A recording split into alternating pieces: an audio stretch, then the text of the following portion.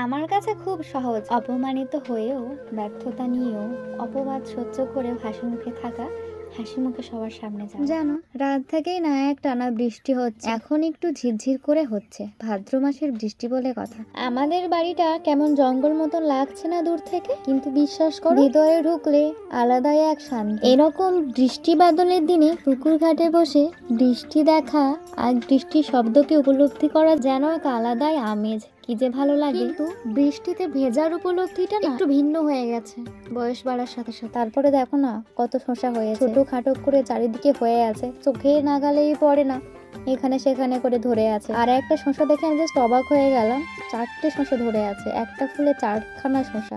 আর এই শসাটা তুরুল পাতা পচে গেছে, তার উপরে হয়ে আছে, দেখতেই পাইনি। আর একটা শসা দেখো পেকে গেছে। আর এদিকে লালু পিছুই ছাড়েনি আদর খাওয়ার জন্য বৃষ্টির মধ্যে। তো ভিডিওটা তোমাদের কেমন লেগেছে অবশ্যই জানিও।